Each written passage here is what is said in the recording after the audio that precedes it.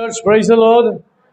आइए हम दोबारा कंटिन्यू करें, उसी सब्जेक्ट को लेकर चलें। एफिशिएंस चैप्टर 4 25, 26, 27, 28 चाहेंगे। Let's read Ephesians chapter 4 25 onwards. इफिसियों की किताब चौथे अध्याय का 25 से आगे। इस कारण झूठ बोलना छोड़कर हर एक अपने पड़ोसी से सच बोले, क्योंकि हम आपस में एक दूसरे के अंग हैं। क्रोध तो करो पर पाप मत करो। सूर्य अस्त होने तक तुम्हारा क्रोध ना रहे और न शैतान को अवसर दो। चोरी करने वाला फिर चोरी न करे, वरन भले काम करने में अपने हाथों से परिश्रम करे, इसीलिए कि जिसे प्रयोजन हो उसे देने को उसके पास कुछ हो। कितना तक है? थोड़ा आगे थोड़ा जाओ। कोई गंदी बात तुम्हारे मुंह से न निकले, पर आवश्यकता के अनुसार वही निकले जो उन्नति के लिए उत्तम हो, ताकि उससे सुनने वालों पर अनुग्रह हो। परमेश्वर के पवित्र आत्मा को शोकित मत करो, जिससे तुम पर छुटकारे के दिन के लिए छाप दी गई है। सब प्रकार की कड़वाहट और प्रकोप और क्रोध और कलह और निंदा सब बैर भाव समेत तुमसे दूर की जाए। एक दूसरे पर कृपालु और करुणामय हो, और जैसे परमेश्वर ने मसीह में तुम्हारे अपराध क्षमा किए, वैसे ही तुम भी एक दूसरे के अपराध क्षमा करो। English. Therefore, putting away lying, let each one of you speak truth with his neighbor, for we are the members of one another. Be angry and do not sin. Do not let the sun go down on your wrath, nor give place to the devil. Let him who stole steal no longer, but rather let him labor, working with his hands what is good, that he may have something to give him who has need. Let no corrupt word proceed out of your mouth, but what is good for necessary edification, that it may impart grace to the hearers. Do not grieve the Holy Spirit of God, but whom you were sealed for the day of redemption. Till 32. Let all bitterness, wrath, anger, clamor, and evil speaking be put away from you with all malice. And be kind to one another, tender-hearted, forgiving one another, even as God in Christ forgave you. Marathi. म्हणून लबाडी सोडून देऊन तुम्ही प्रत्येक जण आपापल्या शेजाऱ्याबरोबर खरे बोलावा, कारण आपण एकमेकांचे अवयव आहोत. तुम्ही रागवा, परंतु पाप करू नका. तुम्ही रागत असताना सूर्य मावळू नये आणि शैतानाला वाव देऊ नका. चोरी करणाऱ्याने पुन्हा चोरी करू नये, तर त्यापेक्षा गरजवंताला द्यावयास आपल्याजवळ काही असावे, म्हणून जे चांगले ते आपल्या हाताने करून उद्योग करीत राहावे. तुमच्या मुखातून कसलेच तुच्छ हे भाषण न निघो, पण गरजेप्रमाणे उन्नती करिताचे चांगले तेच मात्र निघो, ह्यासाठी की तेणेकडून एक ऐकणाऱ्यांना उपादान प्राप्त व्हावे. परमेश्वराच्या पवित्र आत्म्याला खिन्न करू नका. खंडणी भरून प्राप्त केलेल्या मुक्तीच्या दिवसापर्यंत तुम्ही त्या आत्म्याच्या योगे मुद्रित झाला आहात. सर्व प्रकारचे कडूपण, संताप, क्रोध, गलबला व निंदाही आपल्या दुष्टपणासह तुम्हापासून दूर करण्यात येऊ, आणि तुम्ही एकमेकांबरोबर उपकारी व कनवाळू व्हा. जशी परमेश्वराने ख्रिस्ताच्या ठायी तुम्हाला क्षमा केली आहे, तशी तुम्हीही एकमेकांना क्षमा करा. Amen. Church, praise the Lord. Verse 26 हम पढ़ेंगे, उसमें लिखा है, Be angry and do not sin. Do not let the sun go down on your wrath. Hindi में एक लाइन पढ़ो। क्रोध तो करो पर पाप मत करो। हाँ, एक मिनट।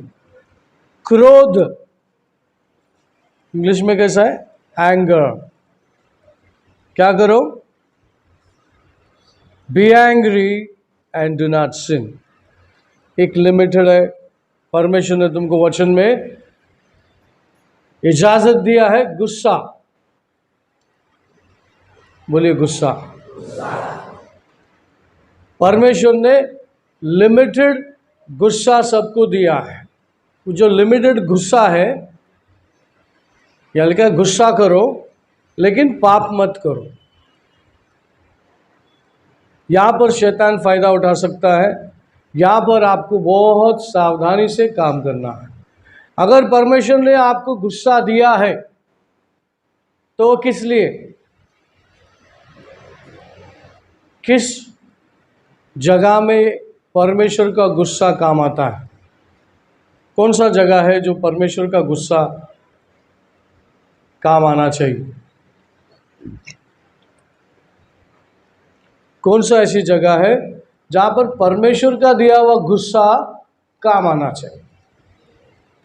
एक तो बच्चे स्कूल में जाते हैं, टीचर गुस्सा करते हैं, माँ बाप गुस्सा करते हैं, राइट? पास्टर गुस्सा करता है, करता है।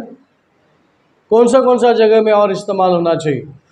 परमेश्वर का दिया हुआ गुस्सा जो परसेंटेज है आपको दिया गया है, माँ बाप को दिया गया, एवरी इंडिविजुअल को दिया गया, और वो गुस्सा कहाँ कहाँ पर काम आना चाहिए?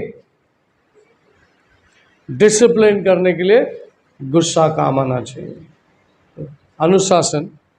अनुशासन करने के लिए गुस्सा प्रभु का काम आना चाहिए। अच्छा, वो गुस्सा कैसा, किस प्रकार का होना चाहिए, कहाँ तक होना चाहिए, उसका हद कितना तक होना चाहिए? छड़ी उठा बाइबल कहता है, तो छड़ी उठा के क्या करने का? मरने तक मार देने का उसको। मर मर मर मर, ऐसा। एक दिन एक वीडियो में एक टीचर एक बच्चे को इतना मार रहा था, बाप रे, देख ही नहीं रहा था किधर किधर लग रहा है, मारते जा रहा था उसको। तो पॉजिटिव हो गया था, उसको ऐसा लगा ये ख़त्म ही कर देगा इसको। वीडियो था स्कूल में, फिर उसको शायद सस्पेंड कर दिया। उसको गुस्सा बोलते हैं। गुस्सा का एक सीमा है। क्या है? सीमा होता है। आपने एक दो फटका लगाया, गुस्से से बोला, नहीं सुना, राइट? फिर आगे क्या?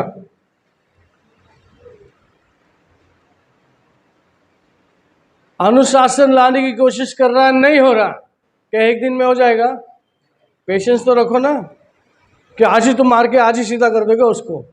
नहीं है, पेशेंस दिया है। अगर परमेश्वर की ओर से गुस्सा आया है तो परमेश्वर की ओर से उसका ज्ञान भी आएगा, अनुशासन किस तरह से लाना है, पेशेंस के साथ। जिसके पास पेशेंस नहीं रहता हो क्या करता है? अभी एक साथ में निकाल देता है, आज तेरे को मैं देखता हूं, आज करके रहे। अरे क्या करने वाला है तू मास्टर हो गया, खुद कानून हाथ में, वो पाप है। आमीन। वो गुस्सा डेंजरस है। जो एक दिन में सीधा करने वाला गुस्सा कभी भी सीधा नहीं हो सकता। ओके, तो बाइबल में लिखा है गुस्सा करो सूरज ढलने के पहले खत्म हो जाना चाहिए। अगर बड़े लोग से कुछ तू मैं हो गया, गुस्सा किया, गुस्सा से बहुत लोग इंग्लिश बोलने को नहीं आता, वो अच्छा इंग्लिश बोलता है, प्योर इंग्लिश बोलता है। कंट्री इंग्लिश बोलेगा तो भी चलेगा, लेकिन वो सब नहीं। प्रभु के घर में वो सब नहीं। गुस्सा करो, लिमिट से करो, नहीं हो रहा छोड़ दो और आगे मत बढ़ो। Praise the Lord.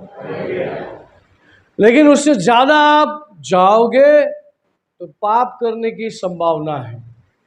गुस्से से आप ज़्यादा ही कुछ कर दोगे, ज़्यादा ही कुछ बोल दोगे, किसी को हर्ट कर दोगे हद से ज़्यादा, तो फिर वो प्रॉब्लम है।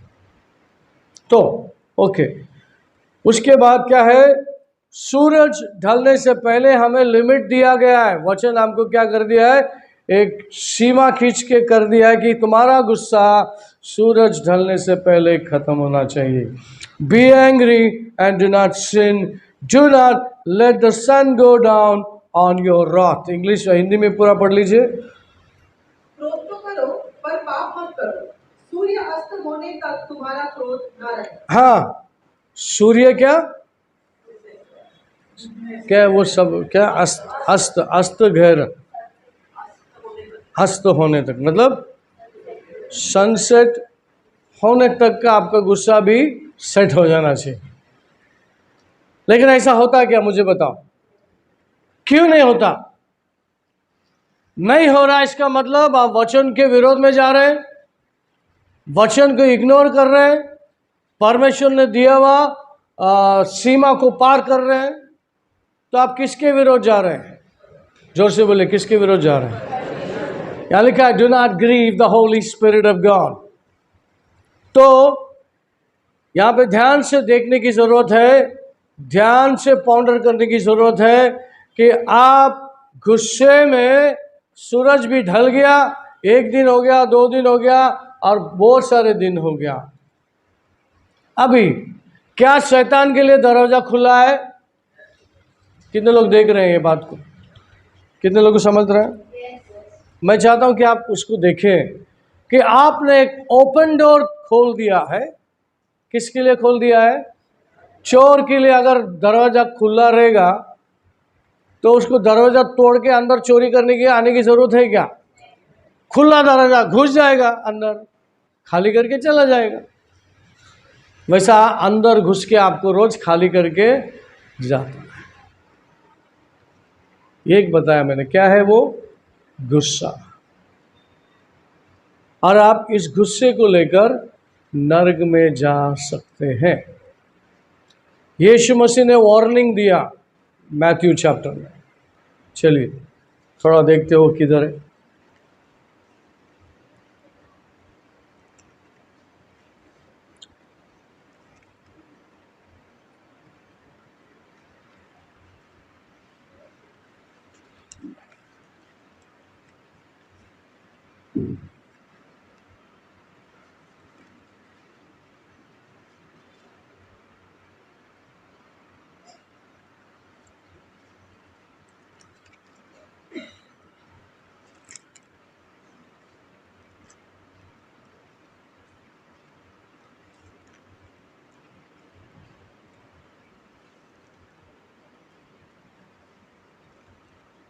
थोड़ा टाइम लग रहा है, मेरा बाइबल फटा है.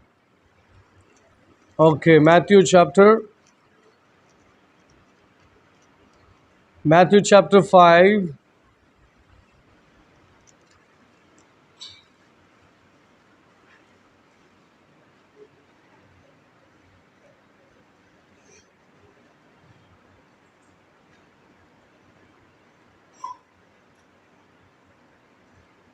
मैथ्यू चैप्टर 5 21 से पढ़ेंगे.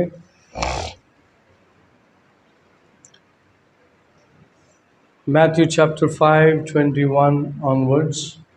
तुम सुन चुके हो कि पूर्व काल के लोगों से कहा गया था कि हत्या न करना, और जो कोई हत्या करेगा वह कचहरी में दंड के योग्य होगा. परंतु मैं तुमसे यह कहता हूँ कि जो कोई अपने भाई पर क्रोध करेगा वह कचहरी में दंड के योग्य होगा, और जो कोई अपने भाई को निकम्मा करेगा वह महासभा में दंड के योग्य होगा. और जो कोई कहे, अरे मूर्ख, वह नरक की आग के दंड के योग्य होगा. इसीलिए यदि तू अपनी भेंट वेदी पर लाए और वहां तू स्मरण करे कि तेरे भाई के मन में तेरे लिए कुछ विरोध है, तो अपनी भेंट वही वेदी के सामने छोड़ दे और जाकर पहले भाई से मेल मिलाप कर और तब आकर अपनी भेंट चढ़ा.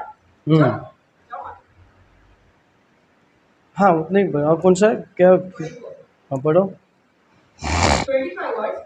जब तक तू अपने मुद्दई के साथ मार्ग ही में है, उसे झटपट मेल मिलाप कर ले.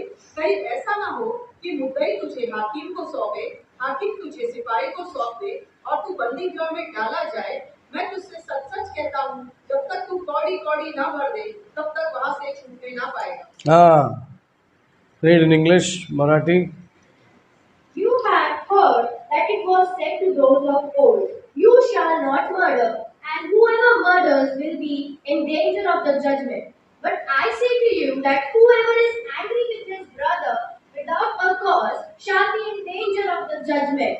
And whoever says to his brother, Raka, shall be in danger of the council. But whoever says, You fool, shall be in danger of hellfire. Therefore, if you bring your gift to the altar and then remember that your brother has something against you, leave your gift there before the altar and go your way. First reconcile to your brother and then come and offer your gift.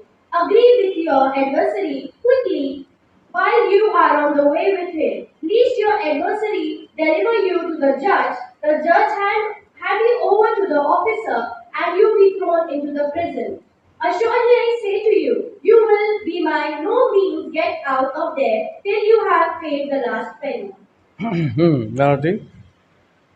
खून करू नको आणि जो कोणी खून करेल तो न्यायसभेच्या दंडास प्राप्त होईल असे प्राचीन लोकांना सांगितले होते. हे तुम्ही ऐकले आहे. मी तर तुम्हाला सांगतो, जो कोणी आपल्या भावावर उगाच रागवेल तो न्यायसभेच्या शिक्षेस पात्र होईल. जो कोणी आपल्या भावाला अरे वेगळा असे म्हणेल तो वरिष्ठ सभेच्या शिक्षेस पात्र होईल. आणि जो कोणी त्याला अरे मूर्ख असे म्हणेल तो नरकाग्नीच्या शिक्षेस पात्र होईल. त्यास्तव तू आपली दान अर्पिण्यास वेदीजवळ आलीत असता आपल्या भावाच्या मनात आपल्या विरुद्ध काय आहे असे तुला स्मरण झाले तर तिथेच वेदीपुढे आपले दान तसेच ठेव आणि निघून जा. प्रथम आपल्या भावाबरोबर समेट कर, मग येऊन आपले दान अर्पण कर. वाटेवर तुझ्या वादी तुझ्या बरोबर आहे तो तुझ्याशी सलोखा कर, नाहीतर कदाचित वादी तुला न्यायाधीशाच्या हाती देईल. न्यायाधीश तुला शिपायाच्या हाती देईल आणि तू तुरुंगात पडशील. मी तुला खचित सांगतो, दमडी पेढीपर्यंत तू त्याच्याकडून सुटणारच नाही. Amen. Church, praise the Lord. Hallelujah.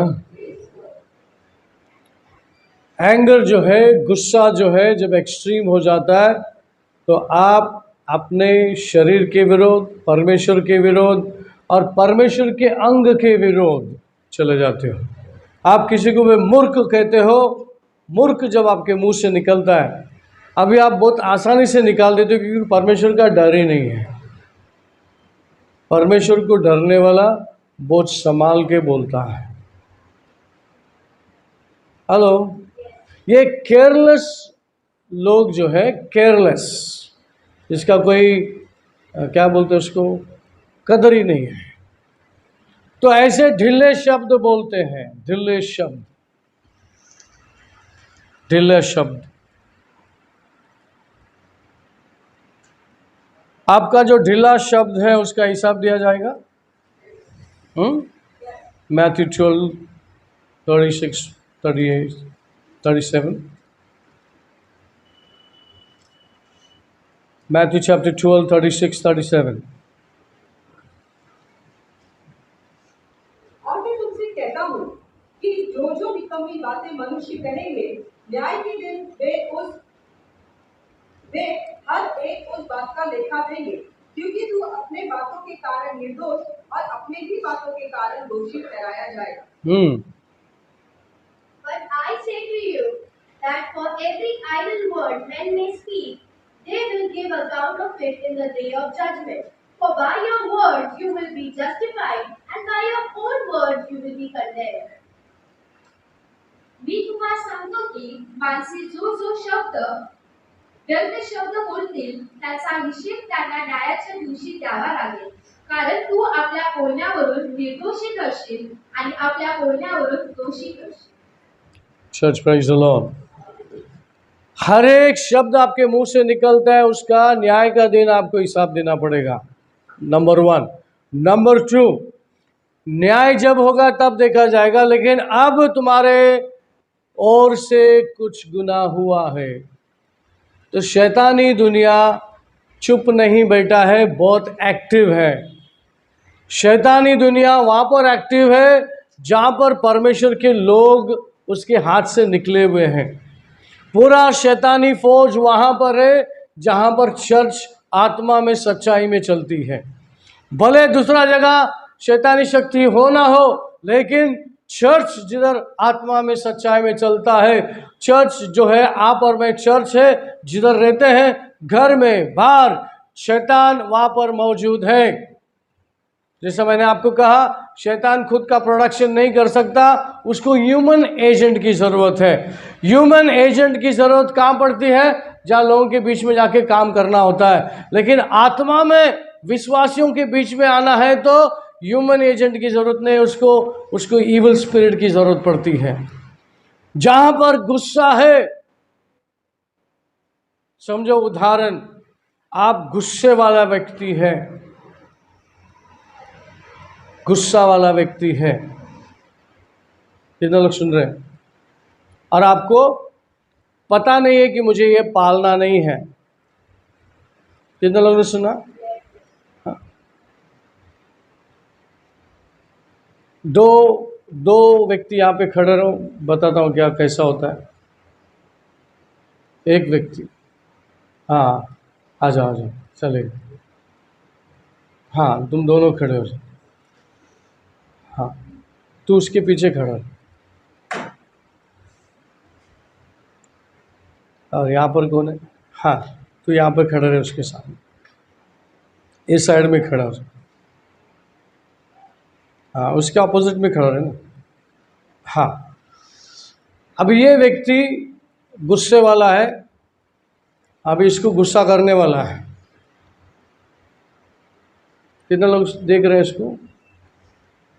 अभी शैतान को मालूम है गुस्से वाला व्यक्ति है, तो तुरंत आके बाजू में खड़ा हो गया।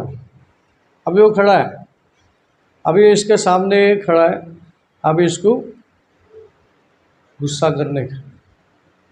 अभी ये आदमी ने पैसा लिया इनसे, और अभी टाइम पे पैसा नहीं दिया, वो कारण है।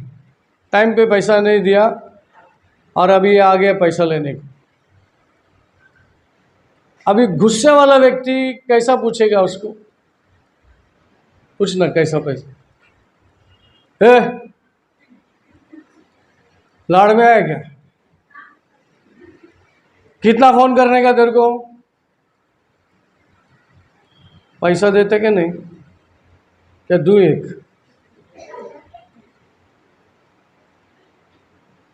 ये पीछे से बोले, ये और बोल, कान में बोल, और बोल जोर से बोल। ये दे दे उसको, बोलना। अब ये गुस्से वाला भी गुस्से के मोड़ पे है, अब ये स्पिरिट बाजू में उसको कान में फूंकता है, दे दे। वो क्या देने वाला? दे दे उसको। एग्जैक्टली द स्पिरिट कैसा काम करता है मैं आपको बताता हूँ। अब ये गुस्से वाला है, अब उस स्पिरिट को मालूम है ये गुस्सा पालने वाला व्यक्ति है, और मैं जो भी बोलूँगा नहीं सुनते जाएगा। ठीक है? तो बोले इसको बोले, क्या सुन रहा है? चुपचाप क्या खड़ा है? पैसा देता क्या नहीं? आज तो मैं लेके ही जाएगा पैसा। हाँ बराबर। तू क्या संत के जैसा खड़ा है? थोड़ा हाउ करना, कान के पीछे ऐसा कर, कान के पीछे जा, तो कान के पीछे जा। मैं बोलता क्या बोल रहा? ये बराबर, तू बराबर जा रहा, जोर लगा, समय पड़ तो दे डाल 2-4। ये बराबर नहीं है। तुम गाड़ी वाला भाई साहब, तुम उतरा, ये संत बन गया, ये काम का नहीं है। ये प्योरली संत बन गया है। ओके, दाढ़ी वाला भाई साहब जरा भड़का उसको। ये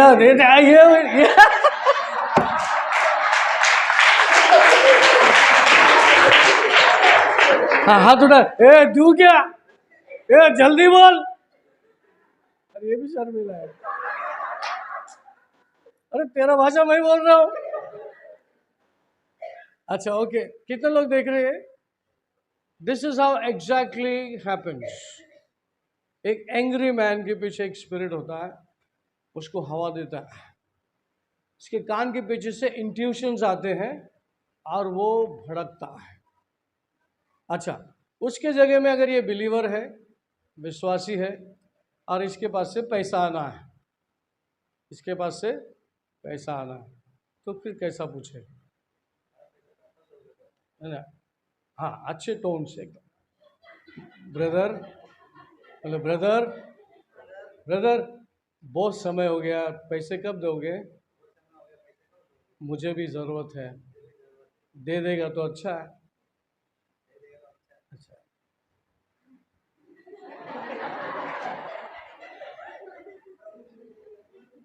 फिर आप बोलेंगे ज़रूर मैं दूंगा, जितना जल्दी आएगा उतना जल्दी मैं आपको दूंगा। ठीक है? हाँ, अब ये गुस्सा करने वाली बात है, ये पैसा नहीं दे रहा काफ़ी समय से। क्या एक बिलीवर झगड़ा कर सकता है, गाली दे सकता है? हाँ, एंगर, गुस्सा थोड़ा सा ला सकता है। क्या ब्रदर आपको नहीं समझता? आपको नहीं समझता है हमारी परेशानी। आपको मैं समय पे दिया, आपने वादा किया और देना चाहिए ना। ऐसा थोड़ा सा उसको लगना चाहिए, थोड़ा सा गुस्सा किया। समझा? ये यहाँ तक आप यूज करते हैं, उससे आगे नहीं। समझ में आया? तो जब तक ये नम्रता से बोल रहा है, पवित्र आत्मा इसको कंट्रोल किया हुआ है और ये वचन का ध्यान है उसको, और क्या कर रहे हो? उस ध्यान को रख के वो बात कर रहे हो। ठीक है? तो वो परमेश्वर का बात सुना, इसलिए परमेश्वर इसको आशीर्वादित करेगा कि इसका पैसा वो जल्दी दे दे। कितना लोग समझ में आ रहा है? समझ में आया? ओके, ये किंगडम का प्रोसेस है। किंगडम, परमेश्वर के राज्य में इस तरह से काम चलता है। ठीक है? ये हो गया, बात क्लियर है? जब आप गुस्सा करने वाला व्यक्ति है, गाली देने वाला व्यक्ति है, तो आपके कान के पास शैतान जरूर आता है, क्योंकि आपकी बात समझ गया है। समझो आपने फोन पे बात किया, ए पैसा देता क्या नहीं, देख मैं आके तेरे को, देख मैं क्या करता हूं। फिर वहां से इंग्लिश, एक दो इंग्लिश, तेरी माँ की और तेरी बाप की, तेरी बहन की, ऐसा बहन का, मैं इंग्लिश नहीं बोल रहा, हिंदी बोल रहा। वो कौन दे रहा है? इंट्यूशंस कौन दे रहा है? पीछे से आ रहा है वो। आप वो गाली गलौज भूल भी कह रहेगा, लेकिन पीछे से आ रहा है। और बिलीवर लोगों के मुंह से गाली निकलना मतलब बहुत डेंजरस है। आप शैतान को इनवाइट कर रहे हो, वो फिर अंदर घुस के सब गड़बड़ कर देगा। ठीक है? विश्वासी ने अच्छे से पूछा, इसने अच्छे से जवाब दिया, क्योंकि उसने वर्ड, प्रभु का वचन उसके अंदर है, वो उस हिसाब से उसने बात की, मान लिया, चले गए। कि परमेश्वर उसका आदर करेगा और इसको हेल्प करेगा कि वो उसका पैसा दे दे। ये स्पिरिचुअल रैली में ऐसा कार्य होता है, जोर जबरदस्ती नहीं। ठीक है? दूसरा, विश्वासी करेगा क्या? ये परमेश्वर, इसके पास मैं गया, इसने ऐसा सा तारीख बोला, ऐसा टाइम बोला, इसके वचन के अनुसार मुझे पैसा मिले, ऐसा तू रास्ता, उसको जहाँ से किधर मिलना है उसको भी मिलने दे, उसका भी भला होने दे, मेरा भी पैसा आने दे। ठीक, विश्वासी इस प्रकार चलता है और परमेश्वर उसकी प्रार्थना जरूर सुनेगा। ये उसने हंगामा नहीं किया, वायलेंट नहीं हुआ, वो मर्यादा के अंदर ही बात करके चला गया। ठीक है? लेकिन आपने दूसरा देखा, जब गुस्सा करता है, अनाप शनाप बकता है, तो बहुत सारे स्पिरिट को क्या कर लेता है? इनवाइट कर लेता है, अननोइंगली क्या कर लेता है। और कभी कभी इतना गुस्सा होता है तो आदमी उसके हाथ से मर भी जाता है, मारा मारी पे उतर जाए। फिर उसको नहीं मारने का रहता है, फिर शैतान बोलता है अरे मार दे इसको, मार दे उसको, मार दे। तो टेम्परेचर, वो साउंड में क्या होता है, फिर वो कुछ भी हाथापाई हो जाता है, फिर वो मर जाता है। फंसता कौन है? जो मारा है उसको मारने का नहीं रहता, लेकिन उस रैलम में, उस रिदम में रहता है, तो उससे वो शैतान करवा लेता है और जिंदगी भर जेल में रहेगा, इसकी तो जिंदगी खत्म होगी। समझ में आया? लेकिन ये सब परमेश्वर नहीं चाहता एक विश्वासी के पास। विश्वासी लोग चतुर होना चाहिए, समझदार होना चाहिए, वचन के आज्ञाकारी होना चाहिए। आमीन? ये समझ गए? Thank you very much. ताली बजाओ इनके लिए।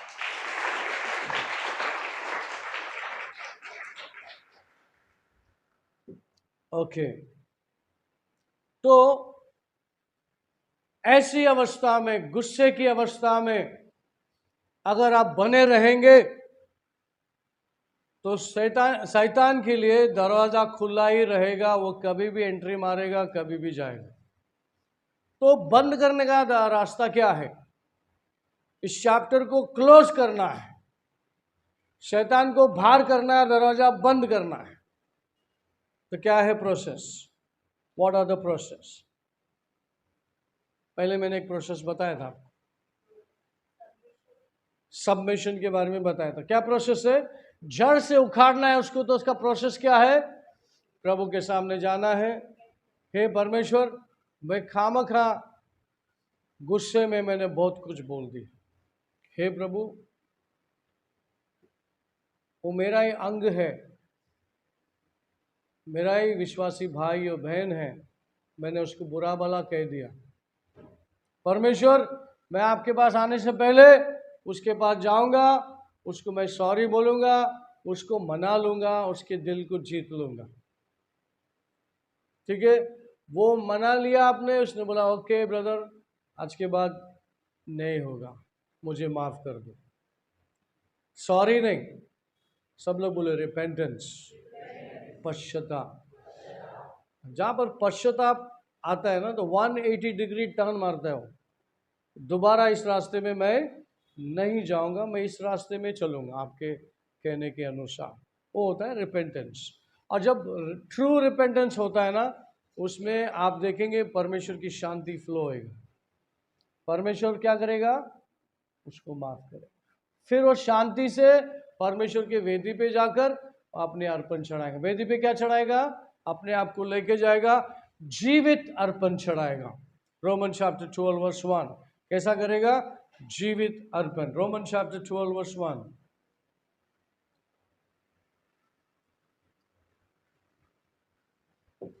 इसीलिए हे भाइयों, मैं तुमसे परमेश्वर की दया स्मरण दिलाकर विनती करता हूँ कि अपने शरीरों को जीवित और पवित्र और परमेश्वर को भावता हुआ बलिदान करके चढ़ाओ, यही तुम्हारी आत्मिक सेवा है। परंतु सर्वोन, मी परमेश्वराच्या करुणेमुळे तुम्हाला विनवितो की तुम्ही आपली शरीरे जिवंत, पवित्र व परमेश्वराला ग्रहणीय यज्ञ म्हणून समर्पण करावी, ही तुमची आध्यात्मिक सेवा आहे.